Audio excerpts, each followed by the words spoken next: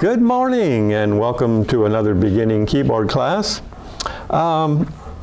Since we last week we went back and did a partial review, which we're going to continue today, but since we're talking review, I just wanted to go back to the very beginning. If you look on page 4, where you've got the exercises for your hands, where you're shaking them out, and then you're doing a fist for a couple of counts, and then straight out for a couple of counts, and back and forth like that a few times, and then shaking your hands out, and then turning them over and doing the fist for a couple of counts, and then straight out. And so it's just a good idea to get in the habit of doing, since we're reviewing, a lot of things like this sometimes get forgotten. So the other thing is on page 10, you got your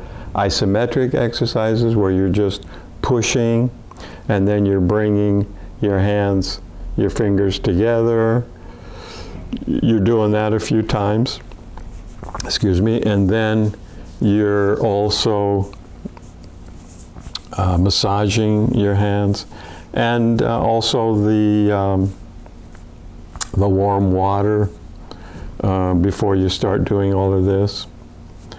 And then just again a little review about curving the fingers when you're on the keyboard. Okay, so where we left off last review, and you know, again, I hate to keep harping about, you know, not having any students to give me feedback in terms of, you know, where you are, each individual. I understand like 40 to 45 people have been tuning in, and so thank you very much. And it's just such a challenge trying to share what I know with people, but I don't know whether I'm getting through or you're getting it, or, you know, so, you know, please bear with me. This is all new, doing it this way, but I'm certainly grateful to Kate for even doing it.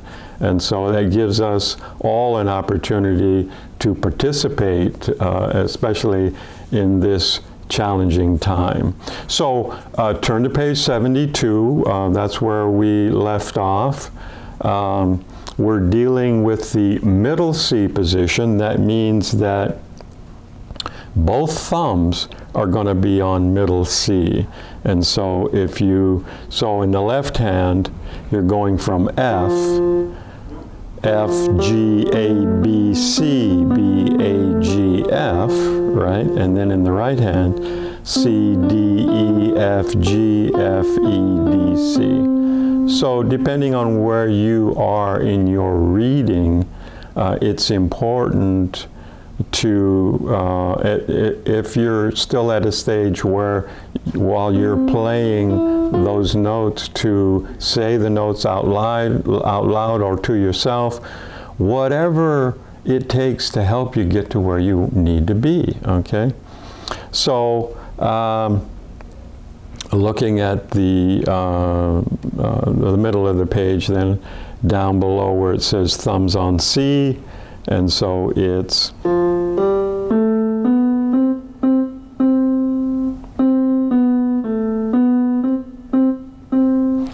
okay, I need to move back just a little bit here. All right.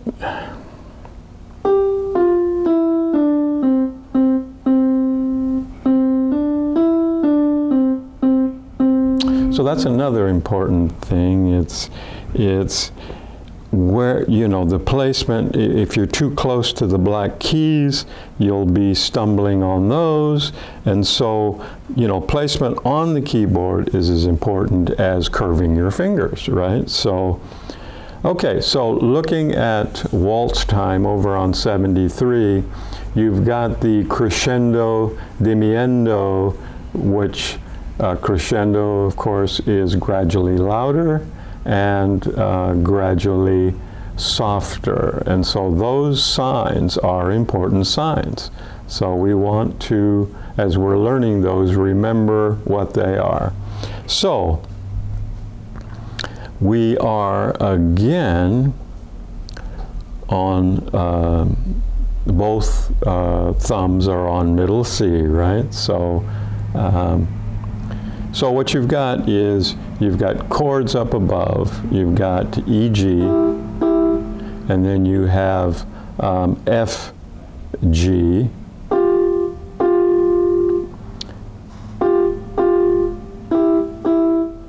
okay, and then so basically that's what you have in the right hand, and then you just have your melody in the left hand. So let's go. So it says a moderate waltz tempo. Okay, tempo meaning speed, right? So, whoops.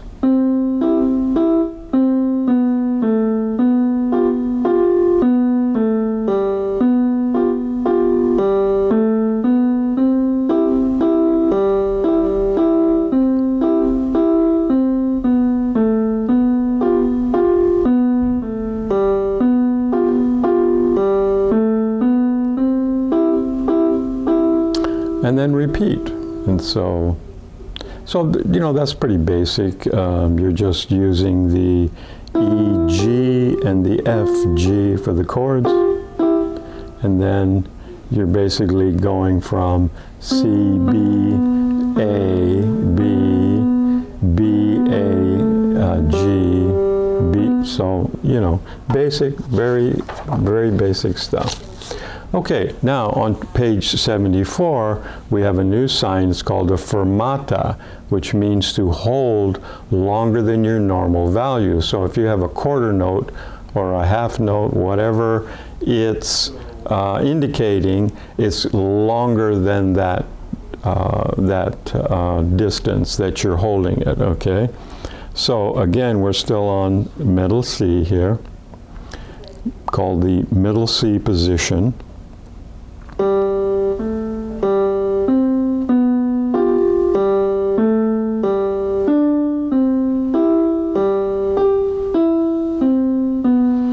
There's the fermata right there, so you're holding that longer.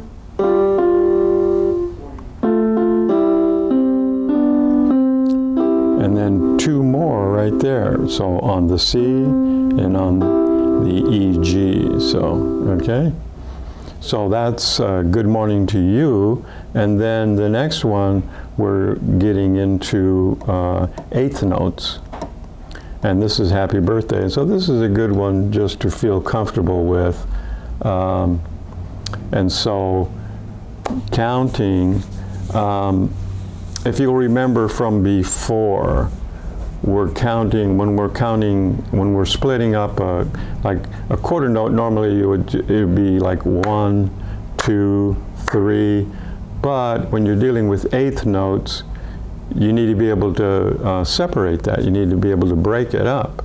So 1 and 2 and 3 and for quarter notes, you're holding it through the 1 and, so that when you get to the eighth notes, it's 1 and 2 and 3 and then when you're adding your dotted note, which gives it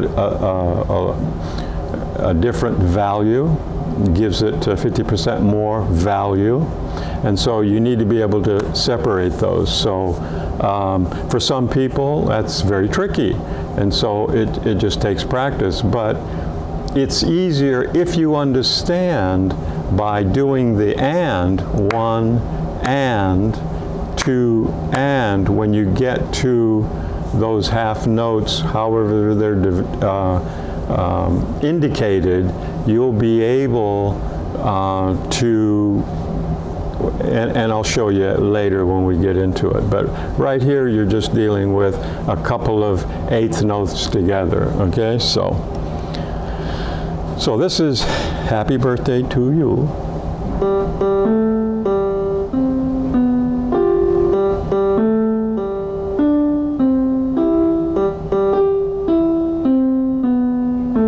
Fermata.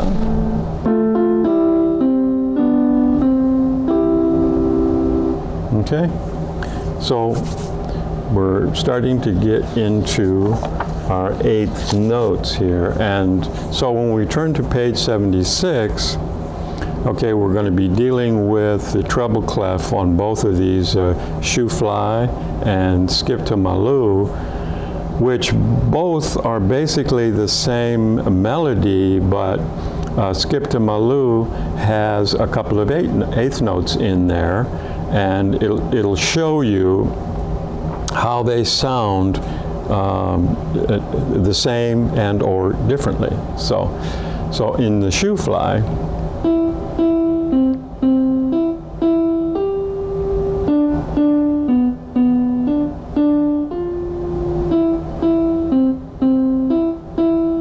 so there's your fermata.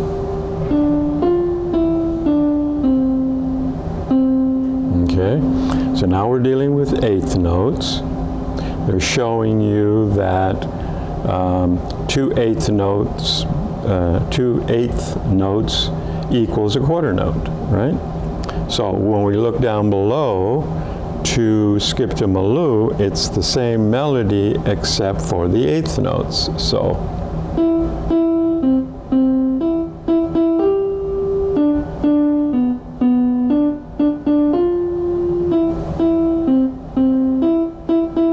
fermata.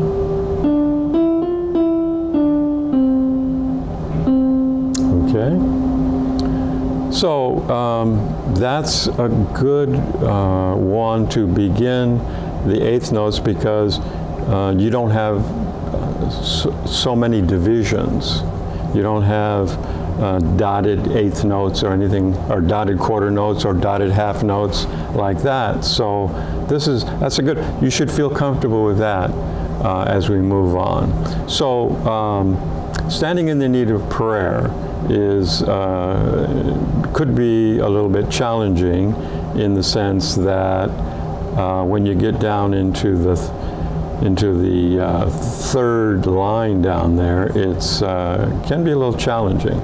So we're back to our C chord here in the bass, and then you've got your B, F, G, C, C.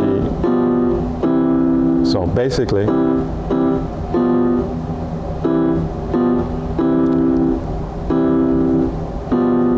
so that's basically those two chords, and then in the end you've got an F, F-A-C, or in this case C, F-A, okay?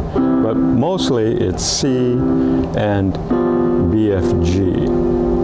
But when you get down into the third line, you've got this E, D sharp.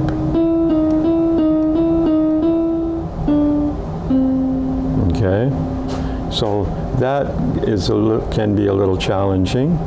And so when you play the whole thing, and then you see where it says fine on the second line, then that is normally where you stop.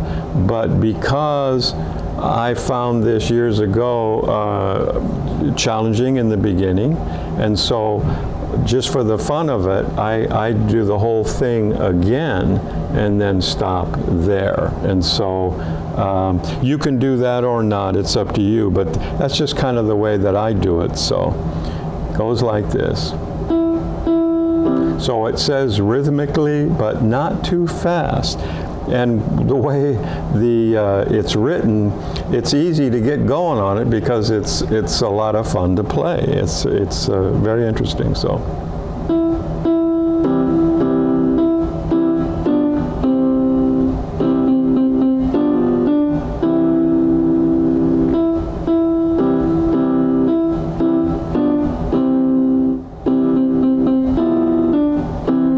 There's your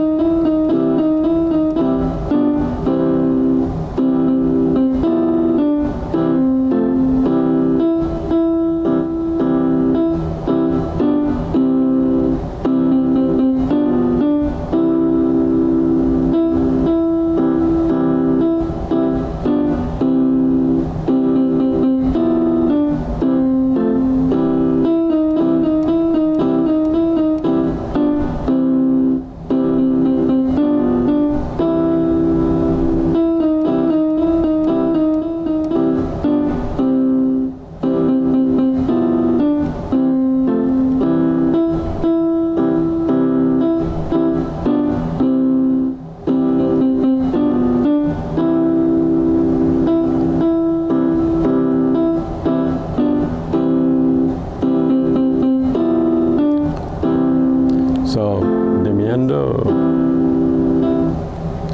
So you slow down there, a little bit lighter. So here are some exercises we've kind of gone over, and it's just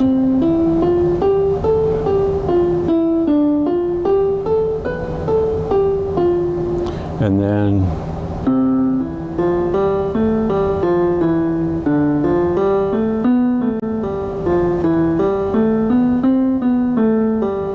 so you're just skipping the first keys.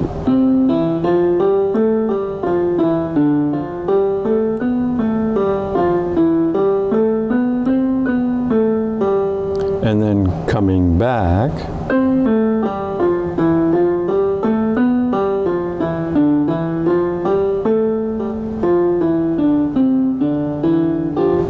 And then the second one is, okay? So I don't want to spend a lot of time on these, but it's good practice in terms of fingering, just being able to manipulate your fingers the way that you need to do. So if you go to page 80, a dot increases a note by 1/2 its value, like we were saying. So if you've got a half note and a whole note, a dotted half note is 3 counts, right?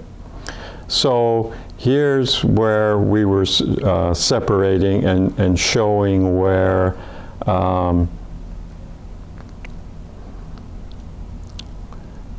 your 8th notes are coming in. So I like to just go down to the bottom with the dotted 8th note. So it's 1 and for the quarter note, and then another, so 1 and 2 and is the 8th note, 1 and 2 and, okay, so it's maybe a little easier to see over here on page 81 when we're dealing with 3/4 time. So we have 1 and 2 and 3 and, right? That first measure.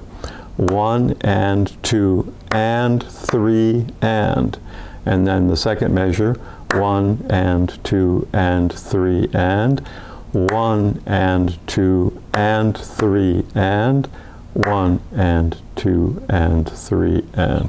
So if you were to play it, you've got your 4th finger on F. So 1 and 2 and 3 and 1 and 2 and 3 and 1 and 2 and 3 and 1 and 2 and 3 and.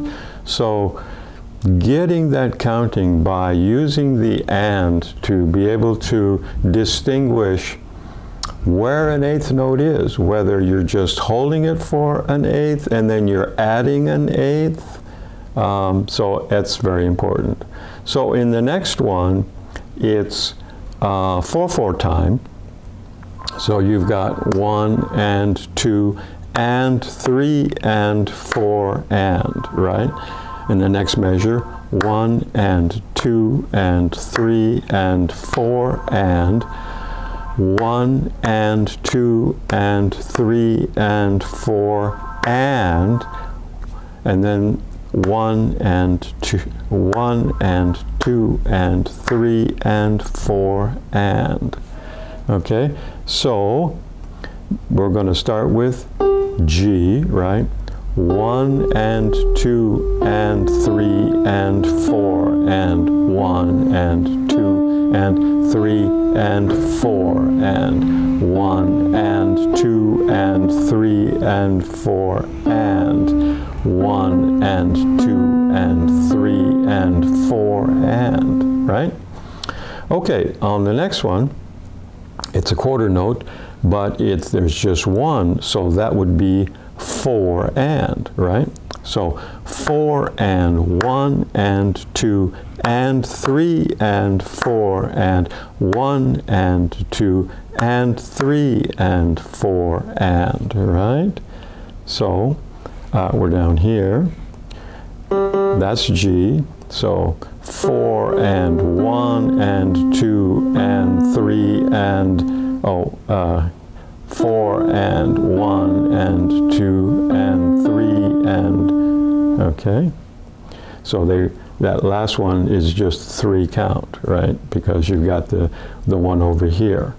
Okay, and then finally, 1 and 2 and 3 and 4 and 1 and 2 and 3 and 4 and 1 and 2 and 3 and 4 and 1 and 2 and 3 and 4 and so 1 and 2 and 3 and 4 and 1 and 2 and 3 and 4 and 1 and 2 and 3, whoops, 1 and 2 and 3 and 4 and 1 and 2 and 3 and 4 and.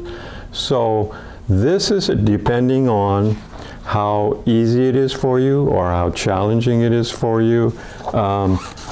That's a good area, that page 81, hello. Page 81, it gives you a variety of 3/4 time, 4/4 time, eighth notes, dotted half notes, dotted quarter. So it's just on one page, good practice that if you can both count and play and count, once you feel comfortable with eighth notes like that, you know, you're a long way towards being able to play all kinds of things. So, okay, so let's go to page 82, Alouette. Now, this is one of those that it was, when you look at the third line in the middle measure where you're on G and it's like, I wouldn't know that there was, you held it that long, except the teacher that I had indicated that there's nothing in the music that shows that, but when you listen to it like that, and you know, I'm sure most of us have heard that in the past, well, that's the way it was played, and but you wouldn't know that if you were just playing it for the first time, because there's no indication that it's held longer than everything else. But that is the case, and so I want to bring that to your attention here. Okay, so if you just wanted to count for a couple of measures, then it's like 1 and 2 and 3 and 4 and 1 and 2 and 3 and 4 and, well, a rest on the top there. But okay, so this is one of those, again, that because you've heard it, it makes it a little easier to learn, I think, because you'll know if you're in the wrong on the wrong note. So in the bass, you've got BFG again, C, and BFG and C.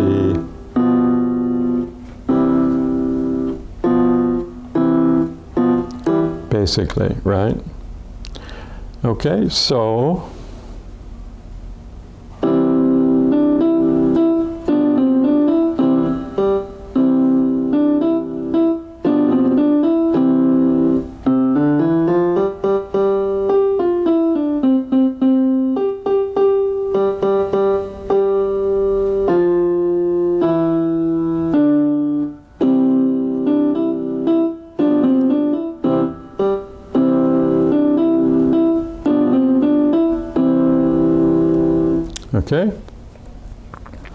okay, moving on.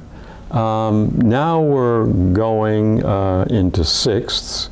So we've done seconds, thirds, fourths, and fifths. So now we're going into sixths. And if you look at in the treble clef, we've got half notes. So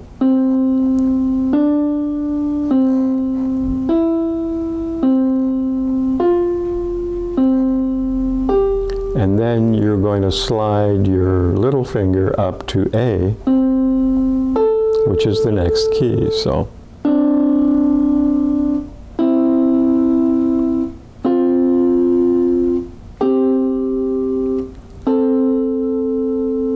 and in the bass, it's basically the same thing, starting with C.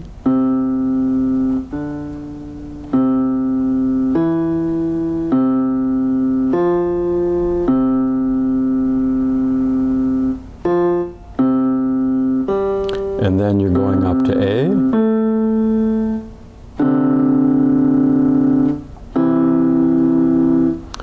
So seconds, thirds, fourths, fifths, and sixths. Right? Seconds, thirds, fourths, fifths, and sixths. Seconds, third, fourths, fifths, and sixths. Okay? So lavender blue, this can be a little tricky, but if you look at up above CG and the CA, so you're going from a fifth to a sixth. So if you've got these, that's the kind of movement that you're doing in the piece, okay? So down below here we've got C's, and then an F, C, F, A, and then right? So you're going from a sixth, a fifth, a fourth,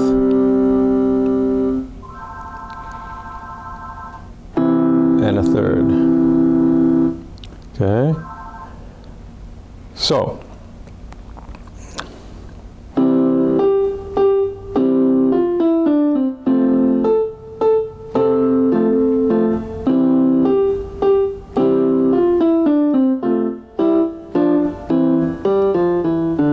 now repeat.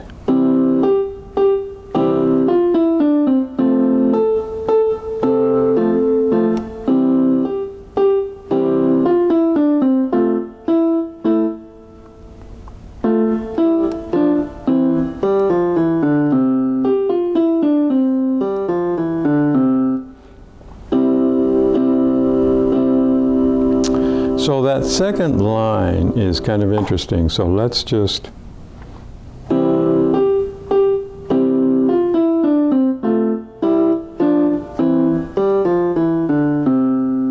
okay, so that's a little tricky, and so, but by doing these chords up here, your fifths and sixths, both right hand and left hand, really helps when you get to that part, because you're going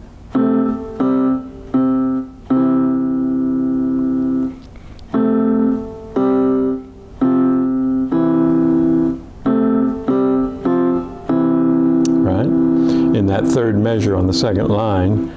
It's CA, CG, CF, and so the fingering, if you look at the fingering, it's 5-1, 5-1, 5-2, and 5-3. So fingering is really important, and so if you can take the time to focus on the fingering as well, you'll find it easier to play, because that's what fingering is all about, making it easy to transition from one to another. So there's where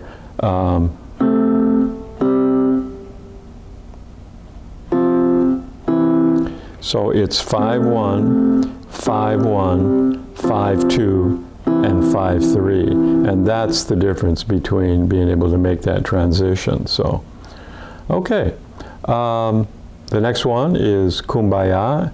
Now here, for the first time, we're doing a 2/4 time signature, and so it means that a quarter note gets 2 beats. So so the 4 is for quarter note, right?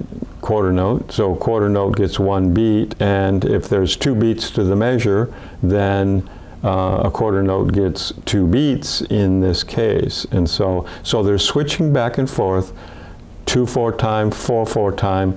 But the bottom line is, when you really think about it, it's not changing anything. It's just giving you an easy transition from one key signature to another. And but these are basically the same, you know. So anyway, so here.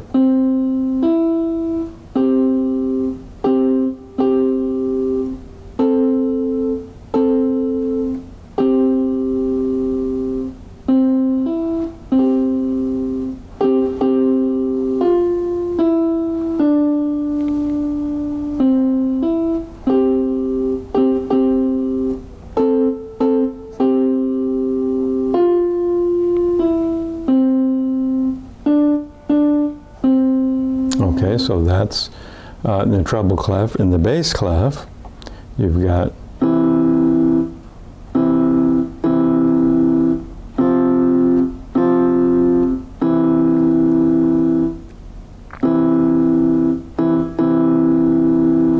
and then a whole rest there. Rest the next.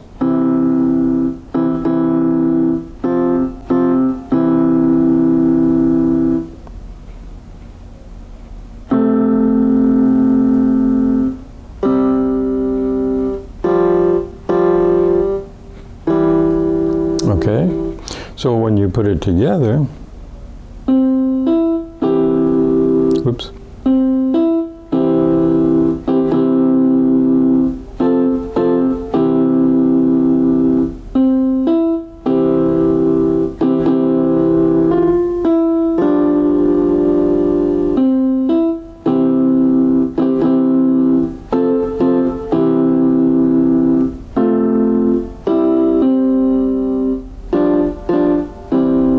Kumbaya.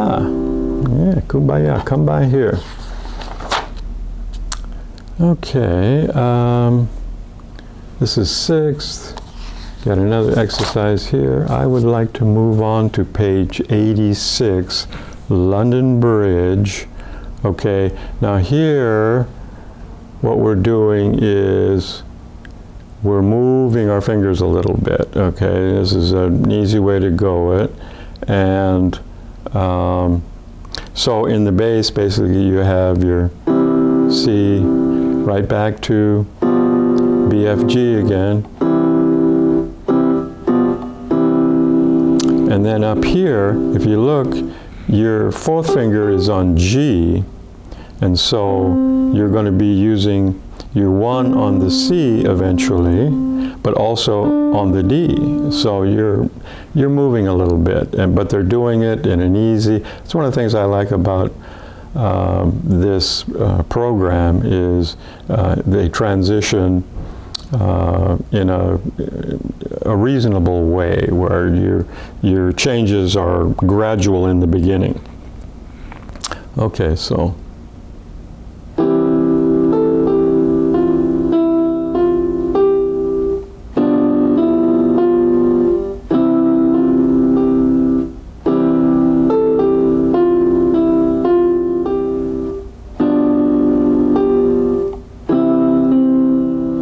So that's nothing complicated about that. It's just, you know, being able to transition here and then moving from with the 1 finger, okay?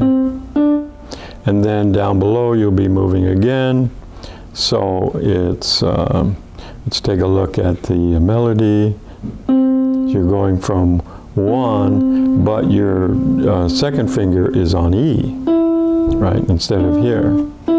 So.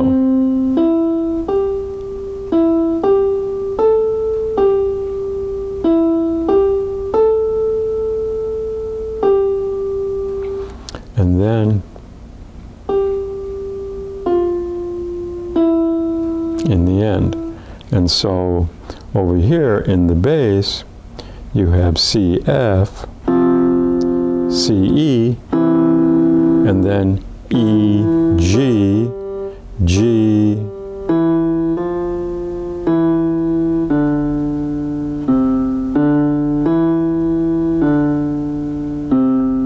right?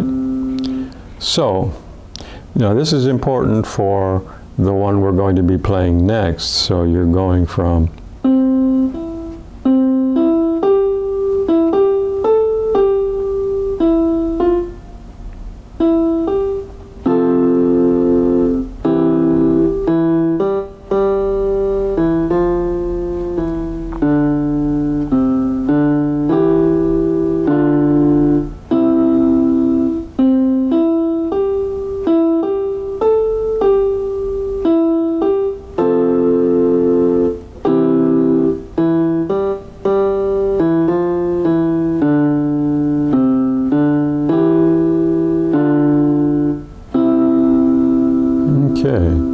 so here we're moving around again, and this one can be very challenging just because, so your G is with your fourth finger, not the fifth finger, so that you can play an A up here. So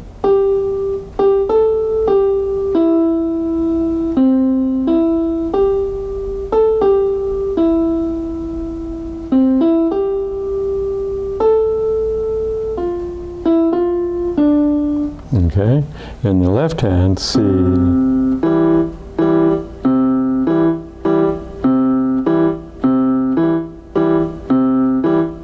then you go down to B, F, G,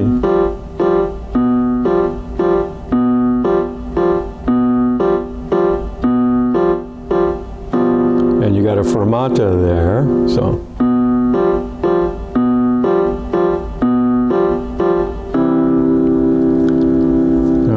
So it says moderately fast, but begin with whatever speed you can. So.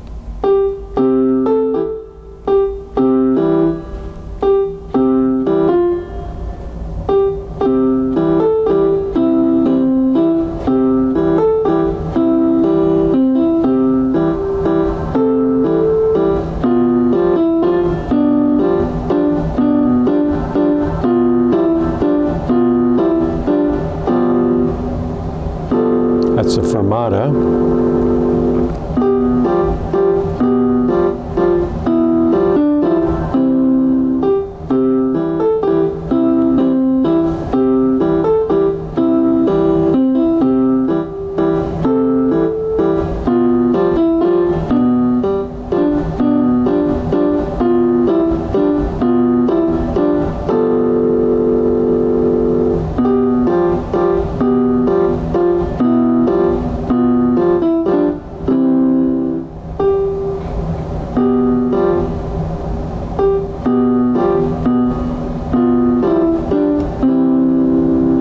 As you can see, it's a little tricky, so it takes some practice. So time-wise, I think we're about out of time, so I want to indicate this, where we're going to start next time, but I want to do one more thing, and that is I just want to go up to something like this, so that in terms of reading, I like to just do, if you can only do one, the treble clef by itself, bass clef by itself, that's good, but it's good practice to go up and down so that your reading improves. So D, F, A, D, F, A, D, D, F, A, D, D, A, F, A, E, C, E, F, E, G, D, D, F, A, D, D, F, A, C, A, D, D, F, A. So you see, if you'll just spend 5 minutes before or after, whenever, it just makes more sense when you do it before you start playing, because that helps you with your reading. So it's all about making it easy for yourself, in the sense that the better that you can read, the easier it is to learn new music. So anyway, I'm going to leave it there. Thank you very much, and looking forward to seeing you next time. So thank you.